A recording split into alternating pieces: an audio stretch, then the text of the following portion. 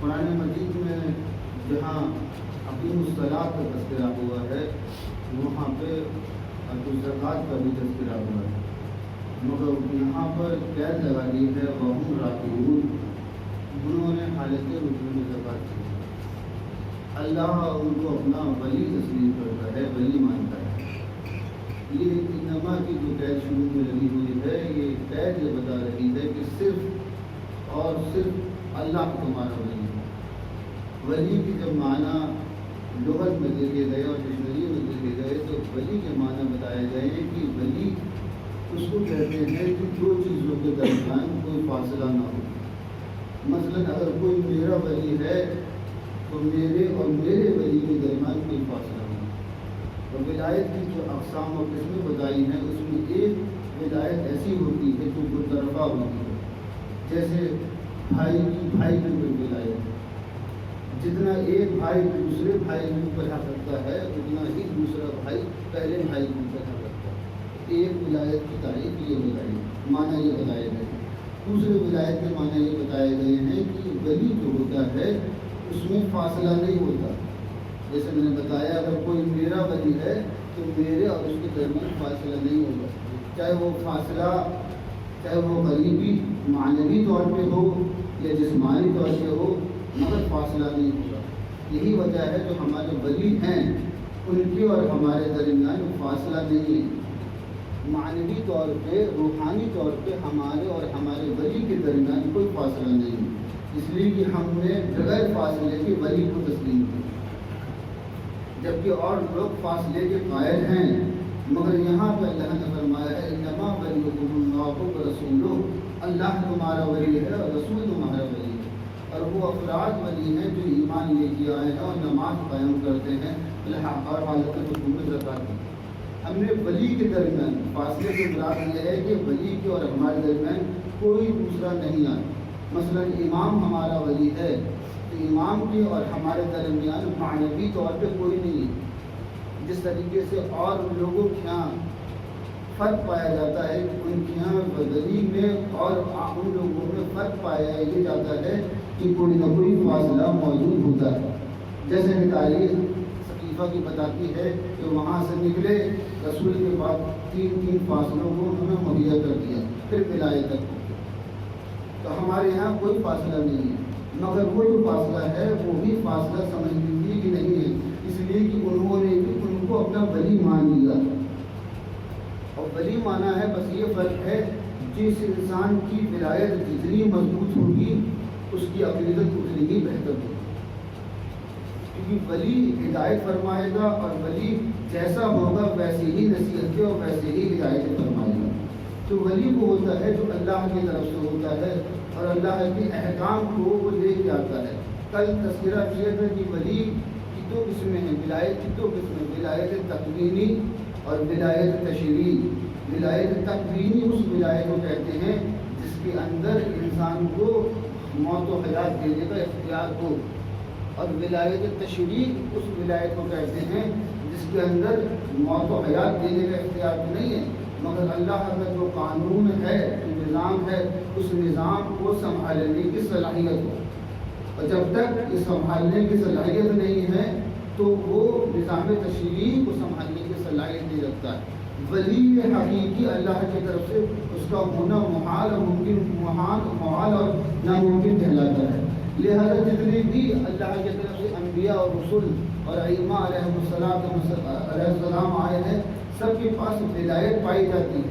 तशरीई विलायत तो सबके पास पाई जाती है, मगर कुछ ऐसे अफराद हैं जिनके पास विलायत तकवीनी भी पाई जाती है।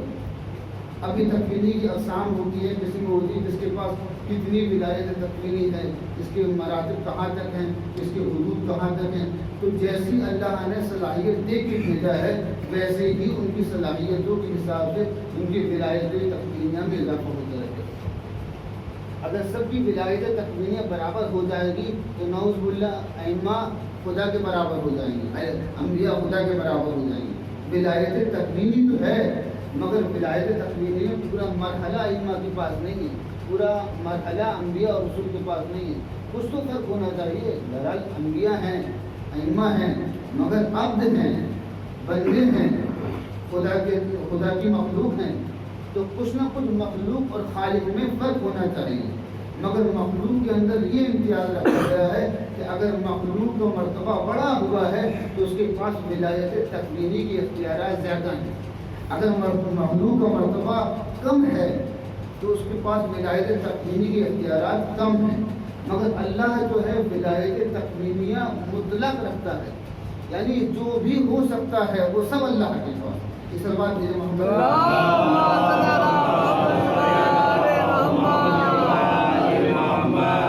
जो भी हो सकता है वो सब अल्लाह के पास है, इसलिए वो मुतलक है विलायत। अब आपने वाक़या सुना होगा और पढ़ा होगा जनाब यूसुफ का। जनाब यूसुफ का वाक़या क्या है कि जनाब यूसुफ पैदा हुए और जनाब यूसुफ के एक नहीं 12 भाई हैं, और जनाब यूसुफ जब पैदा हुए तो अल्लाह ने उनको नबूवत अता फरमाई। ये नबी जो है ये वली है, नबूवत अता फरमाई। अता फरमाने के बाद भाइयों में आपस में हिर्स होने लगा, हसद होने लगी। अरे याकूब नबी यानी हमारे बाबा, तो हमारे भाई यूसुफ को ज़्यादा चाहते हैं, लिहाजा इनको ले चलो और कहीं ना कहीं मार के इनको फेंक दो, ताकि बाबा के करीब नहीं रहेंगे तो बाबा की मोहब्बत भी इनसे नहीं रहेगी। तो कुछ वक्त बाबा के लिए फरमाएंगे और लिए फरमाने के बाद बाबा की नज़र हमारी तरफ हो जाएगी, तो बाबा हम लोगों को चाहने लगे।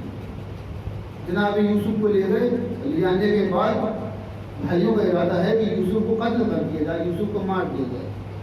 मगर यूसुफ को कत्ल करने तो जा रहे थे, 2 भाइयों का तस्करा मिलता है, एक शमून दूसरे लाबी। ये 2 भाइयों ने कहा है कि यूसुफ को कत्ल मत करो। कहा क्यों? कहा ये जैसा भी है बहरहाल हमारा भाई है, हमारा भाई है, इसको कत्ल नहीं करो। तब बाबा के सामने ले जाएंगे तो यूसुफ सारा किस्सा बाबा को बता देंगे, और बाबा पहले से ही यूसुफ के ऊपर भरोसा और एतमाद करते हैं, तो हम दोबारा यूसुफ को लेके जाएंगे तो बाबा की निगाह में और ज़्यादा गिर जाएंगे। कहा नहीं, यूसुफ को कत्ल नहीं करो। तब बाबा के पास नहीं लेके जा सकते, इसलिए कि और ज़्यादा बाबा की निगाहों से गिर जाएंगे। का फिर क्या माजरा है? का फिर हम ये चाहते हैं कि इसको कत्ल मत करो, तुम्हें जो करना है कर दो, मगर यूसुफ को कत्ल नहीं करो। तो आखिर में तय पाया कि यूसुफ को कत्ल नहीं किया जाएगा, بلکہ ایک ایسی جگہ بھی چھوڑ دیا جائے گا جہاں یوسف کسی قافلے کے ساتھ روانہ ہوں گے۔ تو یوسف کو ایک اندھے کنویں میں چھوڑا گیا، اور چھوڑنے کے بعد پھر وہ قافلہ نکلا، اور قافلے کو جب پیاس لگی تو وہ جو کنواں ہے اس کنویں کا پانی خالی تھا، پینے کے قابل اس کنویں کا پانی نہیں تھا۔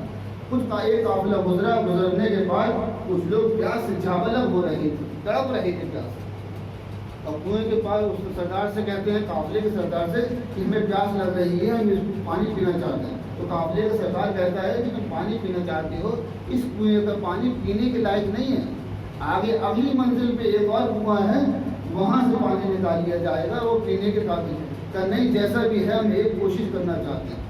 تو انہوں نے اپنا ڈول کنویں میں ڈالا، ڈالنے کے بعد تو کیا دیکھتے ہیں کہ پانی شیریں ہے، میٹھا ہے۔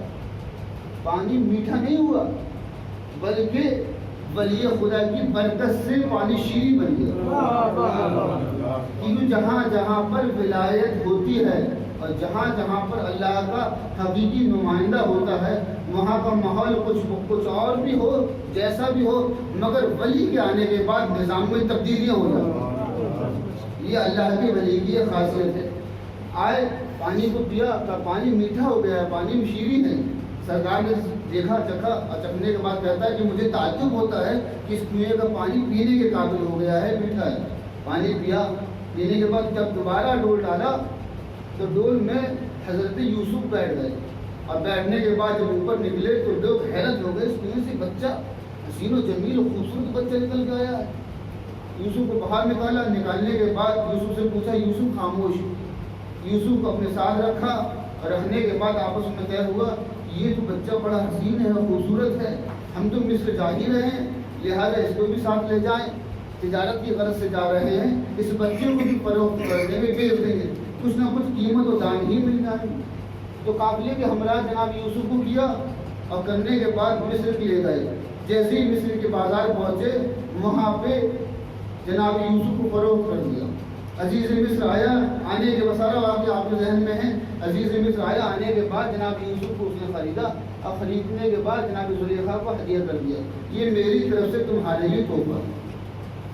جناب یوسف جناب زلیخا کے پاس رہے، دربار میں رہے، آپ کی پرورش دربار میں ہوئی۔ دربار میں پھر وہ سختیاں کہ آپ جا رہے تھے، کرتا کھینچا گیا، کہ قید خانے میں پہنچے، وہ تمام مراحل جو آپ کو معلوم ہے۔ کہنے کا مقصد یہ ہے کہ ولی خدا جو ہوتا ہے وہ ہر حال میں ولی ہی رہتا ہے، اور جو ولی کی حفاظت کرتا ہے، جو ولی کی حفاظت کرتا ہے، پروردگار اس کی حفاظت کرتا ہے، اور اس کی نسل میں خود ولی بھیج دیتا ہے۔ جو ولی کی حفاظت کرتا ہے اس کی نسل میں ولی بھیج دیتا ہے۔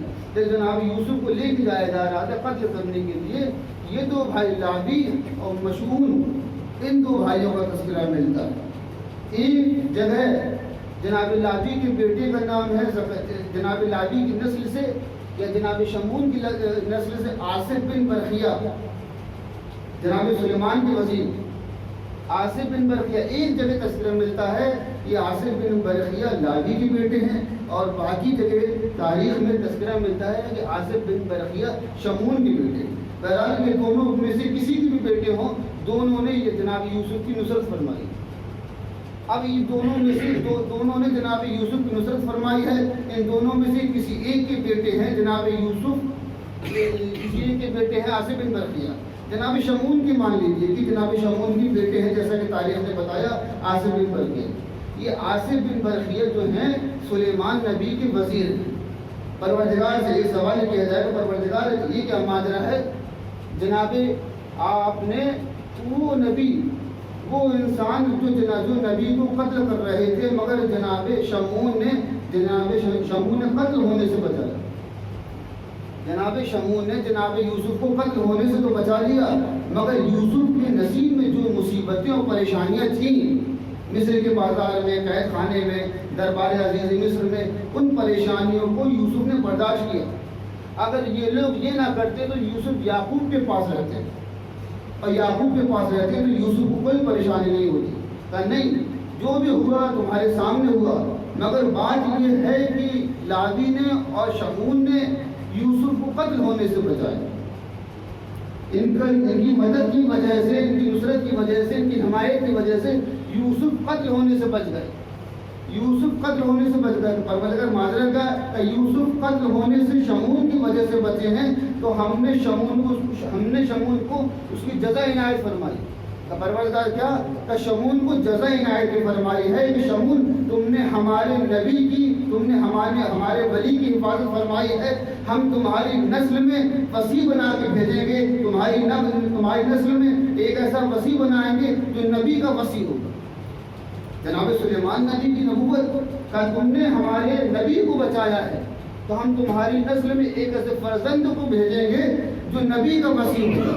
بس قانون یہ طے ہو گیا جو بھی نبی کی نصرت کرتا ہے اللہ اس کی نسل میں ایک ایسے فرزند کو بھیجتا ہے جو نبی کا وسیع بنتا ہے.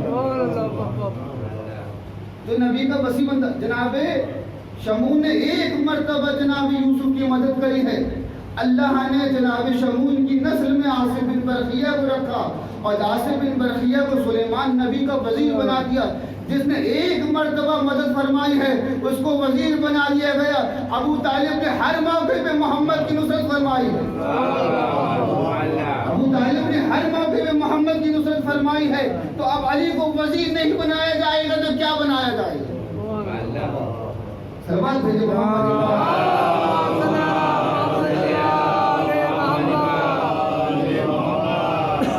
یہ تو تیرا انصاف نہیں ہوا. ادھر شمون نے ایک مرتبہ مدد کی ہے تو آپ نے ان کے بیٹے کو سلیمان نبی کا وزیر بنا دیا. ادھر ابو طالب نے ایک مرتبہ مدد نہیں کری ہے بلکہ ہر موقع پہ محمد کی مدد فرمائی. ہر موقع پہ محمد کی نصرت فرمائی ہے. ادھر بھی شمون کے بیٹے کو وزیر بنا دیا گیا, ادھر بھی ابو طالب کے بیٹے کو وزیر بنا دیا گیا. تو یہ تو انصاف نہیں ہوگا. اگر ابو طالب بھی محمد کی ایک مرتبہ مدد کرتے تو بھی ابو طالب کے بیٹے کو وزیر بنا دیتا, وسیع بنا دیتا. یہ انصاف نہیں ہوا. تو پروردگار معاذرہ کیا ہے؟ تو معاذرہ یہ ہے کہ جس نے ایک مرتبہ میرے نبی کی مدد فرمائی ہے ہم نے اس کو نبی کا وزیر بنا دیا ہے. مگر ابو طالب نے ایک مرتبہ مدد نہیں فرمائی ہے بلکہ پوری زندگی محمد کی خدمت میں وقف کر دی ہے. لہذا ہم علی کو وسیع کے ساتھ ساتھ محمد کا نفس بھی بنا دیں گے. سلوات بھیجے محمد.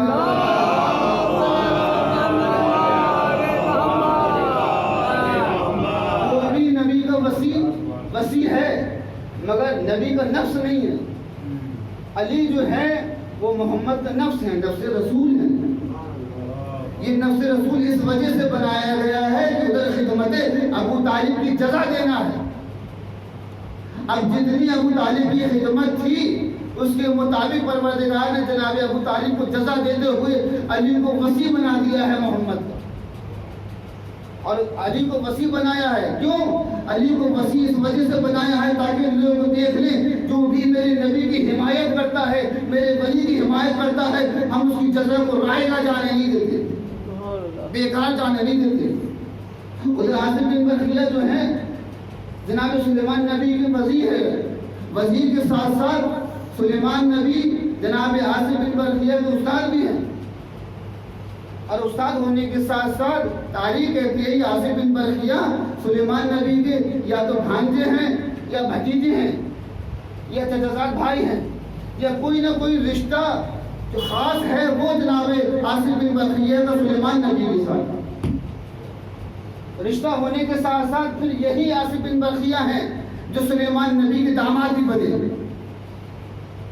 سلیمان نبی کے داماد کا نام عاصم بن برقیہ ہے جس نے ایک مرتبہ جزا کری اس کو وسیع بھی بنا لیا, اس کو داماد بھی بنا دیا. اور ادھر محمد ادھر ابو طالب نے پوری زندگی وفا کری ہے تو اب ان کو وسیع نہیں بنایا جائے گا, داماد نہیں بنایا جائے گا تو کیا بنایا جائے گا؟ پروردگار کی آواز آئی جس نے ایک مرتبہ مدد کری ہے وہ وسیع بھی ہے, وہ داماد بھی ہے. اور جس نے پوری زندگی مدد کری ہے اس کا بیٹا وسیع بھی بنے گا, داماد بھی بنے گا. اور یہ اختیار اتنے مل جائیں گے ولایت تکوینیہ میں جتنے اختیار انبیاء کے پاس نہیں ہوں گے اتنے اختیار علی مرتضیٰ کے پاس ہوں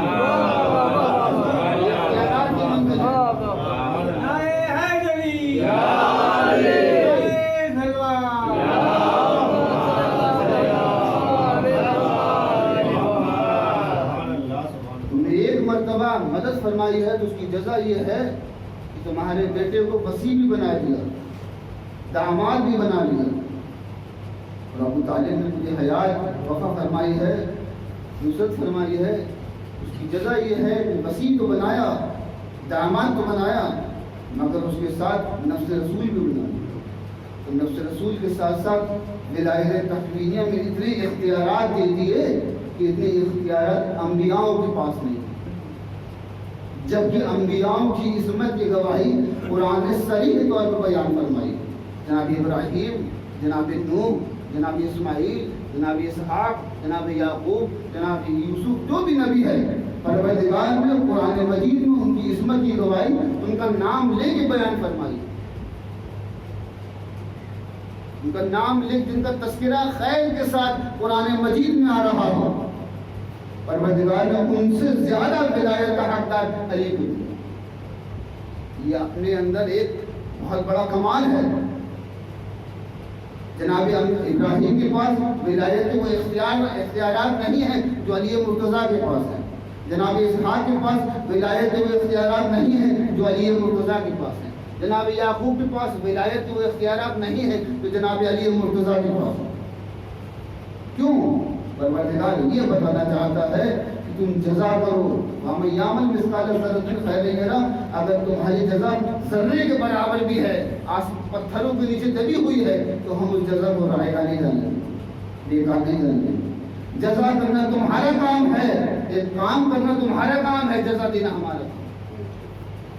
جزا کی تم پرواہ نہیں کرو، بس تم کام حسن نیت کے ساتھ کرتے چلے جاؤ. یہی وجہ ہے ابو طالب نے جب محمد کی خدمت فرمائی ہے تو خدمت یہ سوچ کے نہیں فرمائی ہے کہ مجھے پروردگار کی طرف سے کیا جزا چاہیے، بس یہ سوچ کے خدمت فرمائی ہے محمد اللہ کا نمائندہ اور ولی ہے اور نبی ہے، مجھے اس کی خدمت اس وجہ سے فرمانا ہے کہ یہ میرے بھتیجے ہونے کے ساتھ ساتھ اللہ کا نمائندہ ہے. محمد نے اللہ کا نمائندہ سمجھ کے ابو طالب نے محمد کو اللہ کا نمائندہ سمجھ کے خدمت فرمائی ہے. آواز قدرت آئی، جب تم اپنے بھتیجے کو میرا نمائندہ سمجھ کے اسے خدمت فرما رہے ہو تو ہم تمہاری نسل میں امامت کی ایسی کڑیاں بیدار کر دیں گے کہ قیامت تو آ سکتی ہے، نسل امامت ختم نہیں ہو سکتی.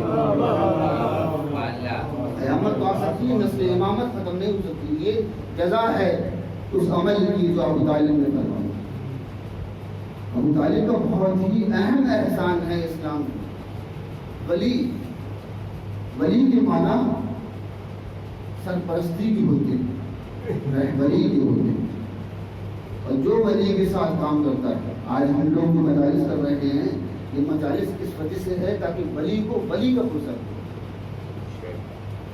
یہ مجالس کوئی سوچے اگر رسم ہے، ہر سال ہوتی تھی، اس سال کو ہونا ضروری ہے، تو ثواب میں کہیں نہ کہیں کمی آ جائے گی. ہم جو عزاداری کر رہے ہیں اس وجہ سے نہیں کر رہے ہیں کہ بزرگ کرتے تھے تو ہمیں کرنا ہے. عزاداری اس وجہ سے کی جا رہی ہے کہ اس ولی کا ہمارے اوپر حق ہے اور ہمیں ولی کو ولی کا فرصت ہے. عزاداری تو ہو رہی ہے. اگر کوئی سوچے گا کہ بزرگوں کی اتباع میں عزاداری کی جائے اس کی جزا کچھ اور ہوگی، اور کوئی یہ سوچے گا کہ ہمیں خود پرسہ دینا ہے مولا، اس کی جزا کچھ اور ہوگی. تو جزا میں اضافہ چاہیے تو نیتوں کو بیدار کرنا پڑے گا. جب تک نیتیں بیدار نہیں ہوں گی تو جزا میں اضافہ نہیں ہوگا. اگر بزرگوں کے عمل کو دیکھتے ہوئے ہم کار خیر کریں گے تو اس کی بھی جزا ہے، مگر ہم اس میں اپنی نیت کو شامل کر لیں گے کہ ہم اس وجہ سے عزاداری کرتے ہیں کہ ہم ولایت کو تسلیم کر چکے ہیں اور عصمت اہل بیت کو مانتے ہیں، تو اس کی جزا کچھ اور ہوگی. ہم قبروں میں جب جائیں گے اور ہمارے نامہ اعمال کو معاف کیا جائے گا، وہ بزرگوں کی بدولت ہمارے نامہ اعمال کو معاف نہیں کیا جائے گا، ہماری جزا کی بدولت ہمارے نامہ اعمال کو معاف کیا جائے گا، ہمارے کام کی بدولت نامہ اعمال کو معاف کیا جائے گا. تو ہم چاہتے ہیں کہ ہمارے نامہ اعمال کمتر ہوں، ختم ہو جائیں، برے اعمال پوری طریقے سے ختم ہو جائیں، اچھے اعمال ہمارے باقی رہیں. یہ کب ہوگا؟ کہ جب ہم یہ سوچیں گے کہ ہمیں خود یہ کام کرنا ہے، یہ کام ضروری ہے، ولایت کو تسلیم کرنا واجب ہے. جب یہ سمجھ میں آ جائے گا ولایت کو تسلیم کرنا واجب ہے تو اس کی جزا کچھ اور ہوگی. اس لیے کہ جو ہمارے بزرگوں کے دور میں ولی تھا، اب کوئی دوسرا بھی ولی ہو سکتا ہے. ہمارے اجداد کسی اور امام کے دور میں زندگی گزارتے تھے، ہم کسی اور امام کے دور میں زندگی گزارتے ہیں۔ ہمارے بزرگوں نے اس امام کا حق ادا کیا ہے، ہمیں اس امام کا حق ادا کرنا، ہمیں اس امام کا حق ادا کرنا۔ ورنہ ہو سکتا ہے روزے میں سے امام ہمارا دامن پکڑ لے کہ تم نے جو ہے ہمارے رہتے ہوئے ولایت کو تسلیم نہیں کیا، اور جو ولایت کو تسلیم نہیں کرتا ہے وہ جہالت کی موت میں۔ معلوم ہوا مولا کے نزدیک اور اہل بیت کے نزدیک تعلیم معیار نہیں ہے، معیار ولایت ہے۔ اگر کوئی پڑھا لکھا ہے اور ولایت کو تسلیم نہیں کرتا ہے اور مر گیا، کہا جاتا ہے وہ مرا تو جہالت کی موت مرا، اور ولایت کو تسلیم کر لیا تو جہالت کی موت نہیں مرا۔ مولا علی پڑھا لکھا بھی نہیں ہے تو پھر یہ جہالت کی موت کیسے نہیں مرا؟ کہ نہیں، اس نے علم ضرور حاصل نہیں کیا تھا، مگر ہماری ولایت نے اس کے قلوب میں اتنی روشنی بھر دی تھی کہ جاہل ہونے کے ساتھ ساتھ اپنی زندگی کی شعور کو سمجھ سکے۔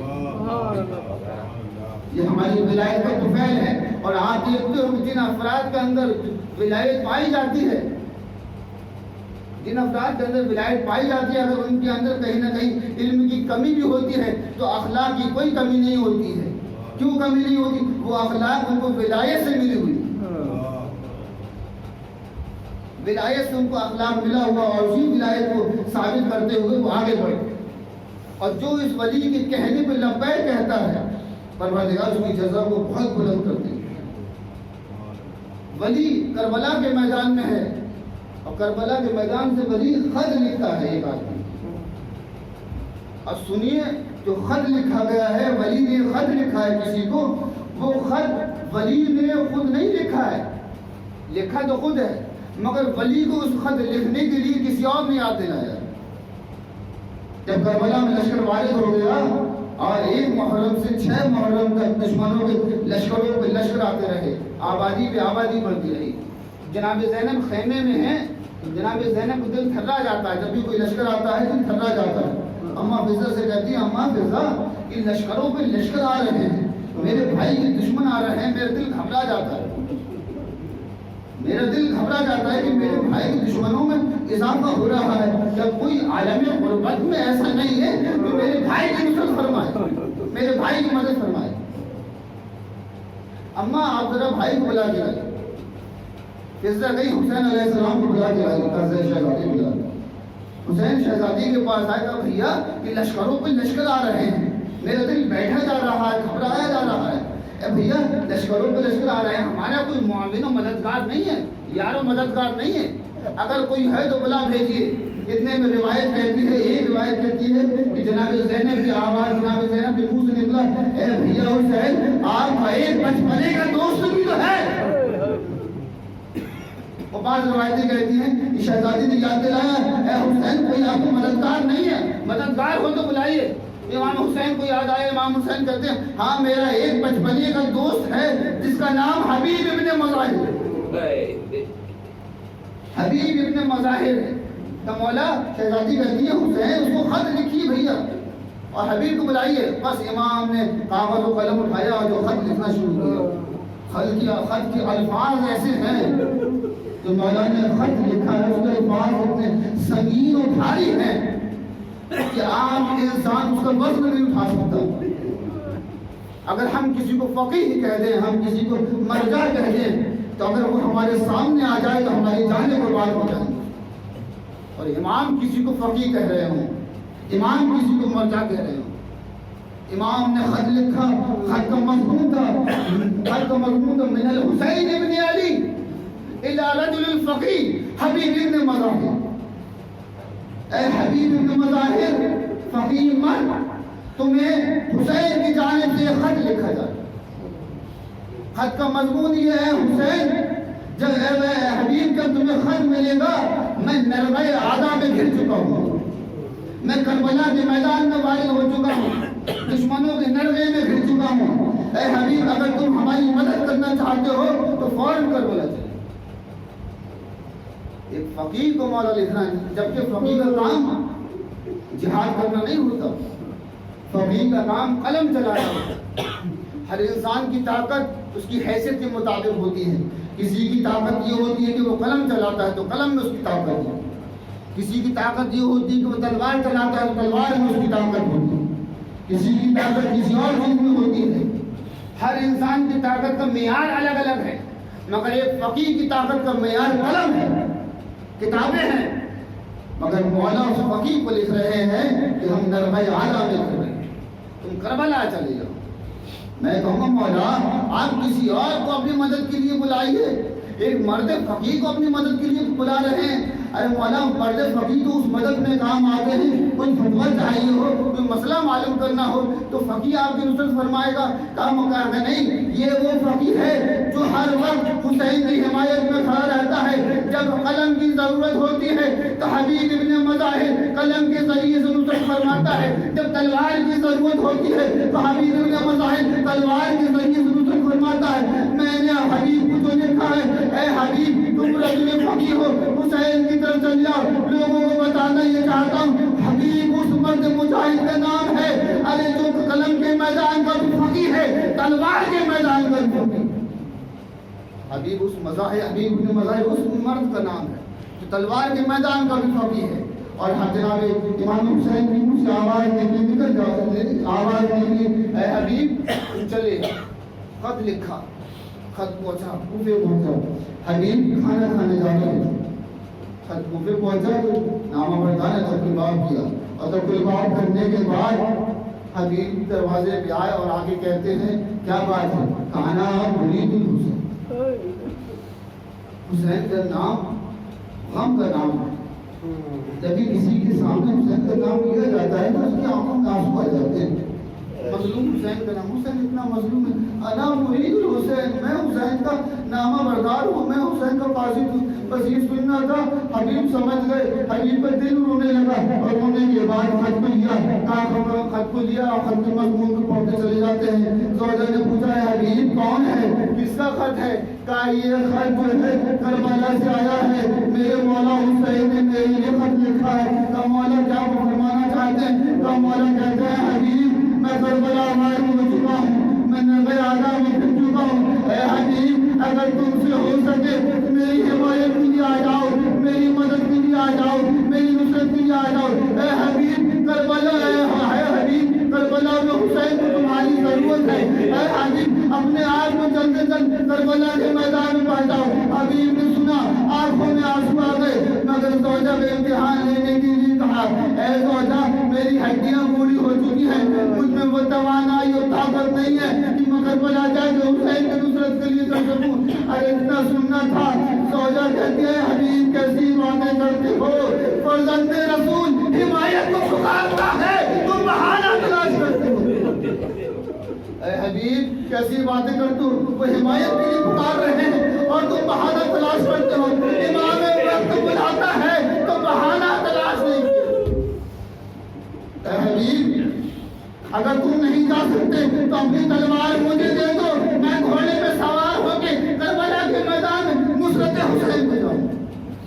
حبیب نے یہ دیکھا میری زوجہ میں یہ ولولہ پایا جا رہا ہے، یہ جوش پایا جا رہا ہے، تو حبیب کہتا ہے کہ نہیں میں تمہارا امتحان لے رہا تھا، میرا دل بے چین ہے، پہلے سے ہی بے چین تھا کہ میرے مولا پہ کوئی مصیبت آنے والی ہے، مگر مولا نے خط لکھا ہے، اب میں ہر حالت میں مولا کی خدمت میں حاضر ہوں گا۔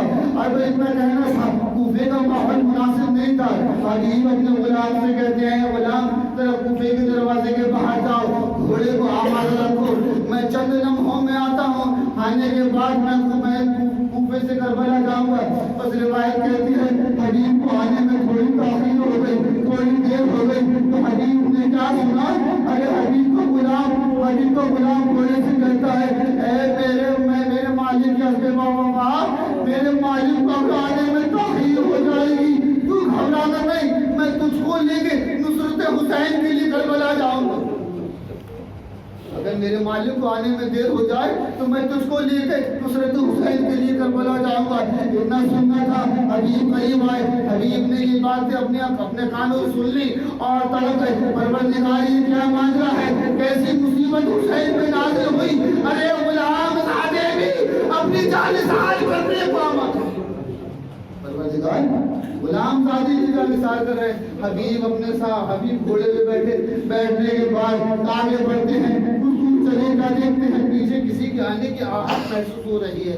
हबीब ने पीछे मुड़ कर देखा तो क्या देखा कि वही गुलाम जो कह रहा था वही चला रहा है। हबीब कहते हैं कि मैं आ गया हूँ, अब तुझको जाने की जरूरत नहीं है, तू वापस चला जा, मैं हुसैन की उस नुसरत के लिए जाता हूँ। कहा मौला कि मैं नुसरत, हाँ एक रिवायत है कि हबीब ने जैसे उसके मुझे अल्फाज सुनने के बाद कहते हैं मैं तुझको इसकी सजा देना चाहता हूँ, तूने मेरी खिदमत करी है, मैं इस खिदमत का सिला तो नहीं दे पाऊंगा, मगर आज तूने जो फिक्रा कहा है कि मैं करबला पहुंच के हुसैन की नुसरत करता हूँ, अरे मैं करबला जा रहा हूँ हुसैन की नुसरत के लिए, मगर मैंने जो तेरे दिल में हुसैन की मोहब्बत देखी है, इसी मोहब्बत के तुफैल में मैं तुझको आज़ाद करता हूँ। ए गुलाम चला जा, आज से तू आज़ाद है, आज़ाद कह दे। हबीब ने घोड़ा लिया और आगे बढ़े। क्या देखते हैं कि पीछे किसी के आने की आहट महसूस होती है। हबीब ने पलट के देखा तो वही गुलाम है जो चला आ रहा है। गुलाम को देखा, हबीब कहते हैं मैंने तुझको राह हुसैन में आज़ाद कर दिया, तू जा अपनी मंजिल तय कर। मौला जब तक गुलाम था तो अपने पास रखा, मौला आज आज़ाद हो गया और करबला सामने दिख रही है, जन्नत सामने दिख रही है, तो कहते हैं वापस चले जा। ऐ मौला मैं वापस नहीं जाऊंगा, मैं कहूँगा हबीब ज्यादा इसरार मत कीजिए, इसलिए कि ये अब आपका गुलाम नहीं है, ये आज़ाद हो चुका है, इसके ऊपर आपका इख्तियार नहीं चलेगा। ऐ हबीब जैसे आपके दिल में हुसैन की मोहब्बत है वैसे इसके दिल में भी हुसैन की मोहब्बत है। हबीब ने गुलाम को साथ लिया, करबला का रुख किया, कभी खुद घोड़े में बैठते हैं, कभी गुलाम को घोड़े में बिठा के करबला पहुंचते हैं। जैसे ही करबला में पहुंचे वालिद करबला हुए, लोग खुशियां देने लगे, एक दूसरे को मुबारकबाद देने लगे, हुसैन के करीब आए। ऐ मौला आपको मुबारक हो, आपको बचपने का दोस्त हबीब इब्न मज़ाहिरा, ऐ मौला आपको मुबारक हो, आपके बचपने का दोस्त हबीब इब्न मज़ाहिर आ गया। लोगों ने मुबारकबाद दी, ये मुबारकबादें ज़ैनब के कानों में पहुंच गई। अम्मा फिज़ा जरा करीब आइए, फिज़ा करीब आई। ऐ फिज़ा दुश्मनों के लश्करों पे लश्कर आ रहे थे, ये कौन आ गया जिसके आने से आलम गुर्बत में खुशियों की लहर उतर गई। ऐ अम्मा फिज़ा जरा जाके मालूम कीजिए, फिज़ा बाहर आई, क्या देखती हैं हबीब इब्न मज़ाहिर खड़े हुए हैं, अंदर जाके खबर देती है ऐ शहजादी फिज़ा, ऐ शहजादी ज़ैनब, कोई और नहीं आया, आका के बचपने के दोस्त हबीब इब्न मज़ाहिर। ऐ शहजादी कोई और नहीं, आका के बचपने के दोस्त हबीब इब्न मज़ाहिर। जैसे ही ज़ैनब ने सुना हबीब इब्न मज़ाहिर और फिज़ा से कहते हैं अम्मा हबीब इब्न मज़ाहिर से कहिए ज़ैनब ने सलाम, हबीब इब्न मज़ाहिर से कहिए कि ज़ैनब ने सलाम कहा। अरे फिज़ा ने कहा है हबीब बड़ा खुश नसीब है कि शहजादी सलाम कह रहा है, सलाम कहवा रही है। बस हबीब ने सुना और आवाज़ उतारने के बाद कहते हैं ऐ मौला ये कैसा मरहला आ गया, शहजादियाँ गुलामों को सलाम, मौला ये कैसा मरहला आ गया, शहजादियाँ गुलामों को सलाम कह रही हैं। जैसे ही सलाम करने के बाद तमाम बेचैन हो गए और बेचैन होने के बाद वक्त नमाज हो गया। एक साल कहता है मौला वक्त नमाज हो गया है, हम आखिरी वक्त भी आपके पीछे नमाज पढ़ना चाहते हैं। मौला कहते हैं कि जाओ इजाजत मांगो, इजाजत मिल जाए तो नमाज पढ़ के सही साहबी गया और जाने के बाद दुश्मन से कहता है कि थोड़ी सी मोहलत और दे दो, नमाज का वक्त हो गया है। हुसैन नमाज पढ़ना चाहते हैं और हम हुसैन के पीछे नमाज पढ़ना चाहते हैं। बस दुश्मन ने सुना और सुनने के बाद कहता है हुसैन और नमाज पढ़ेंगे, हुसैन की नमाज से कोई फायदा नहीं है, हुसैन को नमाज नहीं पढ़ना चाहिए, हमला टलेगा नहीं, हमला होगा। जैसे ही ये बात सुनी तो हबीब इब्न मज़ाहिर पहुंचे, पहुंचने के बाद हबीब इब्न मज़ाहिर पहुंचे और पहुंचने के बाद मौलवी से कहा ऐ दुश्मन लईन, तुम जैसे नजिस लोग तो नमाज पढ़ते हैं और तुम्हारी नमाजें भी कबूल हो जाती हैं, मगर फर्जंदे रसूल अरे मोहम्मद को नमाज पढ़े उसकी नमाज की तौहीन करता है। बस जैसे ही घोड़े से उतर कर हमला किया, हमला करने के बाद हबीब इब्न मज़ाहिर ज़मीन पे आए, एक सहाबी मौजूद था, उसने हबीब का सर अपने जानू पे रखा तो हबीब ने अपने बारे में कुछ नहीं कहा, बस एक फिक्र कहा ऐ मेरे भाई میں مولا کی نصرت کے لیے آیا تھا۔ امام حسین کی تم نصرت فرمانا، یاد رکھنا جب تک تمہارا وجود سلامت رہے حسین کے اوپر کوئی آنچ نہیں آ سکتی۔ میں کہوں گا حبیب تو بڑا خوش نصیب ہے، تو مرتے مر گیا مگر حسین کی نصرت کرتا رہا۔ یہ حسین ہے کہ تیری نصرت کی جزا یہاں پر بھی دیں گے اور وہاں پر بھی دیں گے، اس لیے کہ ولی خدا کی کمائی۔ انا للہ و انا الیہ راجعون۔